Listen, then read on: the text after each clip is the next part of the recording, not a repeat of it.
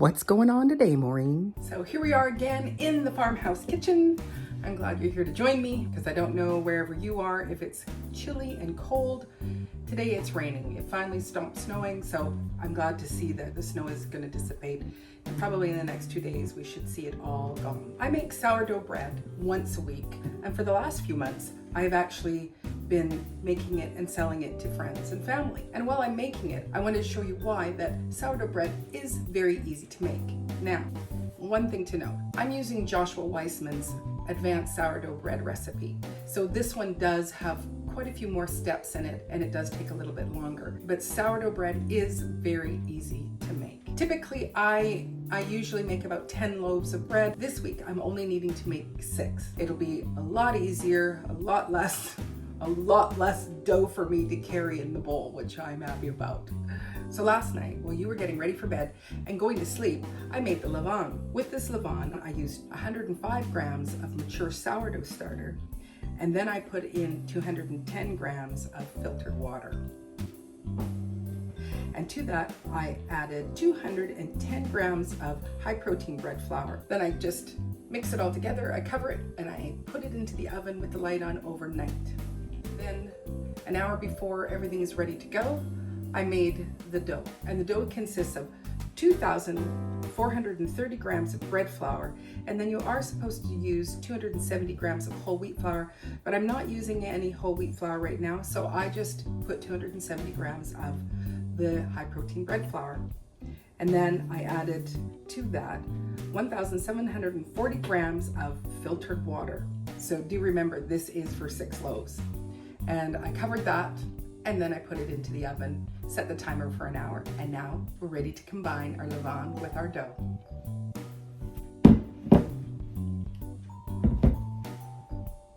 We've got a shaggy dough and our levain. When you are working with sourdough, you always want to have a bowl of cold water because that's going to allow you to go in and touch the dough and not get sticky hands. You will get some stickiness, so I just did a real rough mix with this when I mixed it up this morning. So there is some flour still in the bowl, but you know, it doesn't make any difference. We're not really looking for a real mixed smooth dough because it's going to get mixed now. Of course, I do have sticky fingers. To start, I'm going to dip my fingers in, put some holes in the dough, and then I'm going to take our levain and I'm going to scoop it in there. And we're going to mix this all together. 10 reasons why sourdough bread is so easy to make. Number 1, it's going to use minimal ingredients. Sourdough requires only a few basic ingredients, which is flour, water, and salt, and then of course the sourdough starter. This simply reduces the likelihood of making mistakes. And also, flour, water, and salt are things that you have on hand. So number 2, we're not using any commercial yeast. The sourdough relies on the wild yeast and lactic acid bacteria present in the sourdough starter, eliminating the need for store-bought yeast. This also simplifies needing to use any other ingredients. It's just fantastic. Yeast breads have only been around for about just over 100 years. So sourdough bread was one of the first breads that was ever made. So what I'm doing is I'm just doing a pull with the dough to encourage the sourdough to go into it. Very, very easy. I'm just giving it a pull, but it's just stretching in the dough and the levain. So just a few more pulls, and then that's it. So to get the dough off of your fingers, you just want to do a quick squeeze and pull it off, and that takes care of that. Then we're just going to cover it with our damp cloth and put it into the oven with the light on for 20 minutes.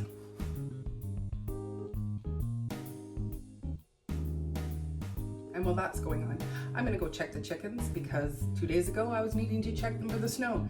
Now I'm needing to check them for the drowning in the rain.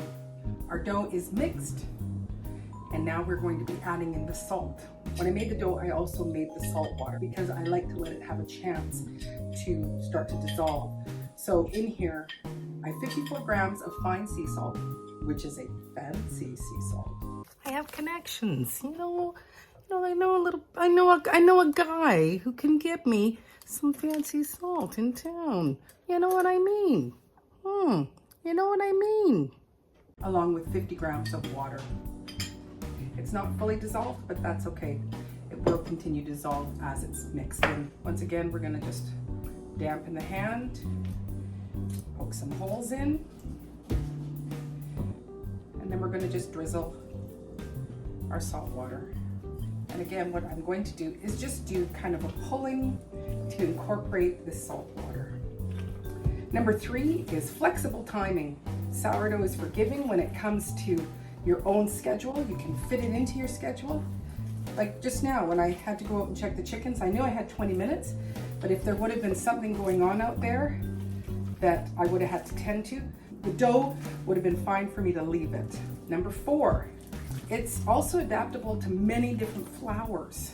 So if you prefer to use whole wheat or rye or spelt, you can use those kind and just adapt it accordingly.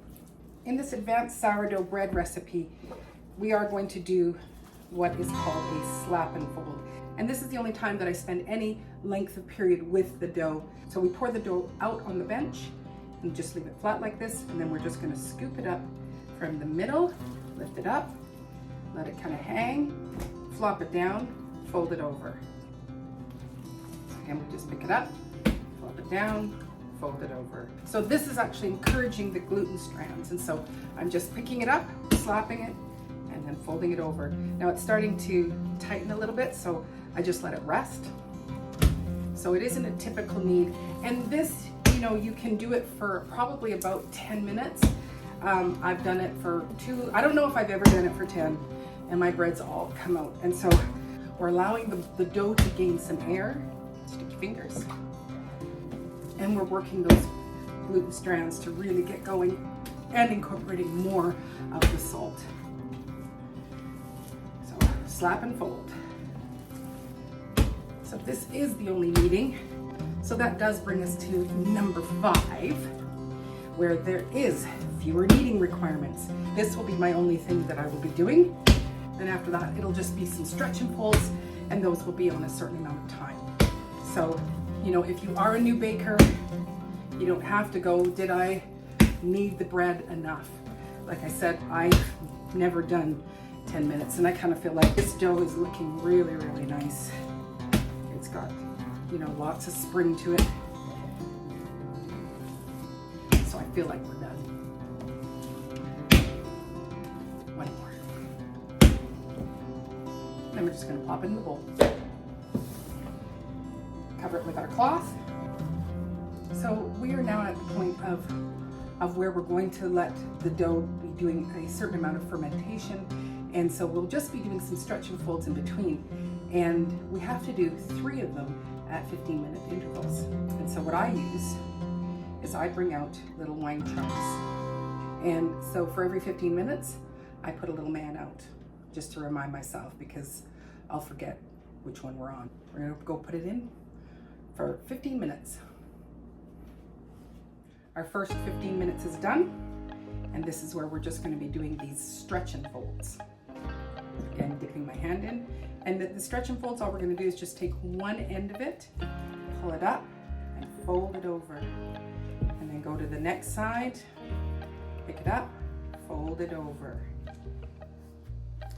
and turn it again, pick it up, fold it over, and then the last quarter turn, pick it up, fold it over, put our cloth back on, put out our little man, and set it for another 15 minutes.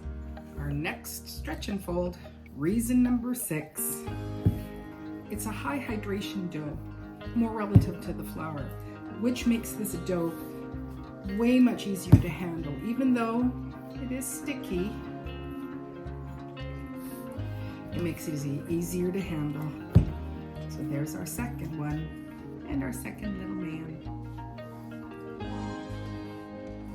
And our last one of the 15s. Again, just lifting up, folding it over, folding it over. Beautiful. You know, the great thing is that, you know, I work on things or do things in between all of these stretch and folds. So this is our number 3. Now I'm going to do it all over again, but this time the intervals will be 30 minutes. So I won't show you all of those. Once those 3 30-minute stretch and folds are done, then there is another hour and a half of it just bulk fermentation before we get to divide the dough and put it into the bannetons to rest overnight. And another note, there are some times where, you know, either I've forgot which one I was on, did I put it after the 15 minutes or was it before? And I've missed out some of these stretch and folds, and the bread always comes out just beautiful. The 1.5 hours of the last of the bulk fermentation is now done. So let's go get our dough. Beautiful and puffy. So I did put down a piece of stretch and seal just so that it would peel off and it wouldn't get stuck to my fabric. So I'm just going to take a little bit of flour, put it on our bench, dampen my hand, and just pull it all out. It's got lots of beautiful air to it. Now before I cut this, I like to make it into a taut ball. So both hands nice and wet. And then just like before, we're going to lift it up. Can see it's already starting to lose some of its air, and the gluten strands are tightening.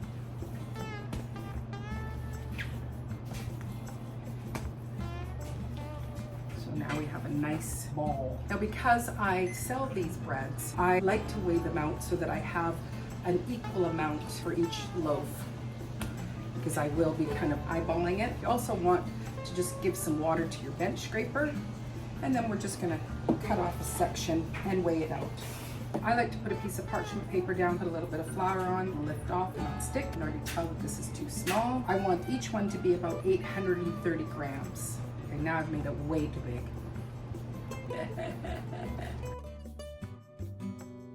Still too big. I was actually pretty close. Perfecto. So then I just leave it off to the side. And then we're going to do that again. Number 7.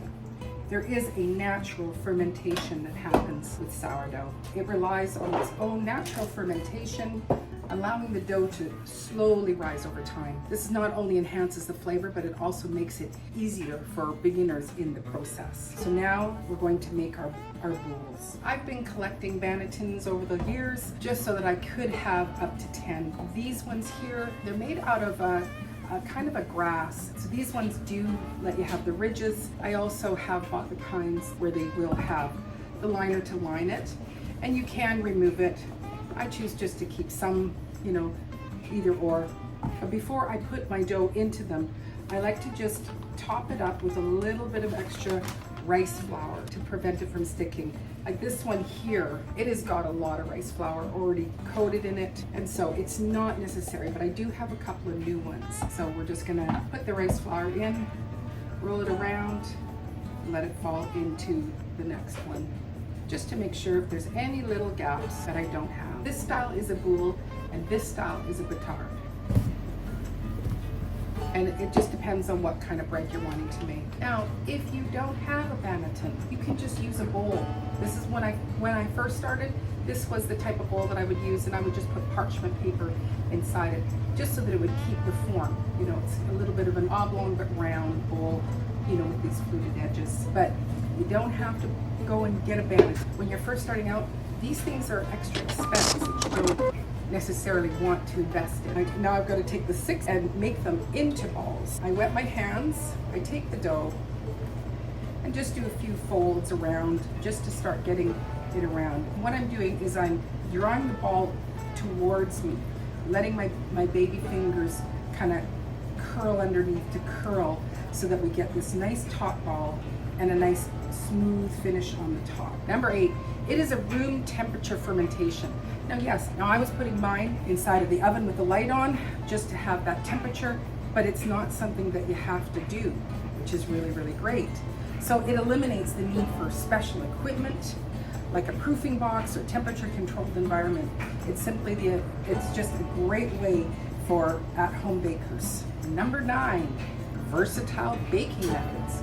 Sourdough can be baked many, many ways. If you've seen some of my other videos on sourdough bread, I've talked about crackers, I've made crumpets, I make a dessert called a snowflake bread or a heart-shaped bread. It's just a wonderful way of utilizing this sourdough bread. It goes for many, many different things. We've also done waffles, we've done cookies. Our sourdough crackers are absolutely fantastic. You can actually use the discard to make your sourdough crackers. So we're on our last one. This time I floured my hands. You can use flour, you can use water, just depends. So I just adjust it, put it up, and then roll it again towards myself. So we get this nice taut ball. Now to place our dough into the bannetons, there is a technique that I'm going to show you that I use, but there is many different ways. Some people just pinch it all together. I really like this one. It's, you know, super quick and easy. So we start by putting down a little bit more flour on our bench, and then we take our dough, flip it over, and then we're going to take this side and pull it and bring it into the center. And then we're going to take the other side, pull it into the center. Then we're going to take the bottom, pull it into the center. Then we're going to take the top and pull it right over the whole thing, giving it a little pinch, picking it up, and then placing it into our floured banneton. And now it's ready to go into its last bulk fermentation.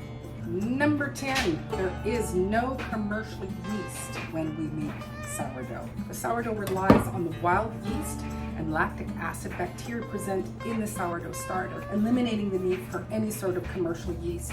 And this can simplify the process and reduce your dependency on specific ingredients. It's like, this is just flour, water, salt. Also, again, having such a forgiving dough, it allows us to bake it in many different methods. So you can put it in a Dutch oven or on a pizza stone, using it as a no-knead bread, you know, and it just makes it so fantastic for new bakers that are not used to baking bread. And actually, I cooked mine in a wood fire Furno oven outside, which just makes it really kind of cool and rustic. Now we bring them in here into my larder where it is nice and cold, and they lay out here where they will sleep overnight. Cover them with a cloth. You could use parchment paper or saran. At home, you can just put them in your fridge, or if you do have a cold storage room, you could also do that as well. I turned this extra bedroom into a larder, and I've got a nice little table in here, and so the temperature is nice and cool, so it's going to allow for that last bit of bulk fermentation with the dough, and in the morning we'll get up and we'll be ready to bake. So let's say goodnight to our bread. Good night, sourdough. Have fun fermenting overnight.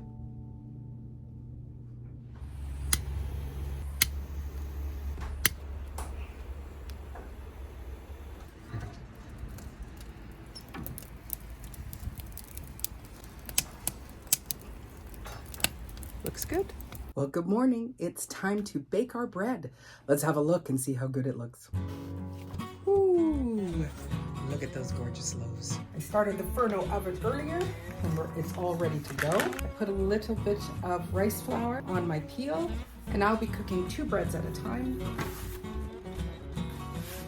Put our bread on, bring out our lamb. I've never been good at cutting an ear on these. I'm gonna give it 2 slices just to see if it'll be a little bit better. Off we go, put it in the oven.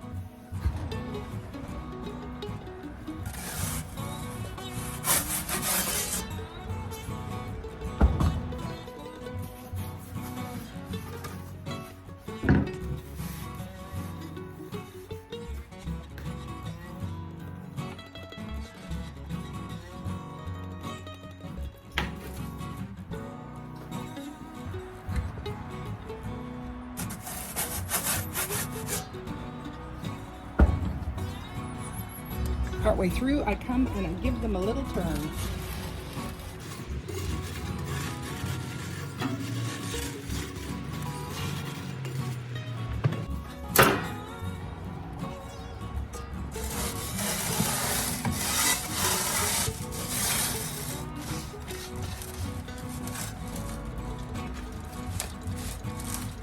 Beautiful bread.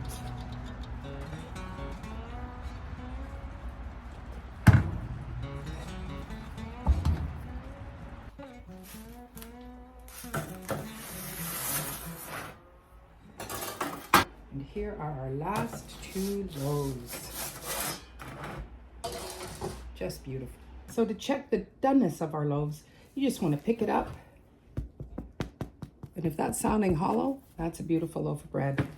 These ones just came out, so they are too hot for me to check. So did you know that sourdough bread has gut-friendly probiotics. With the fermentation process, it has beneficial bacteria, which makes it rich in probiotics, and it contributes to a healthy gut biome. And because of the natural fermentation, this process breaks down the gluten.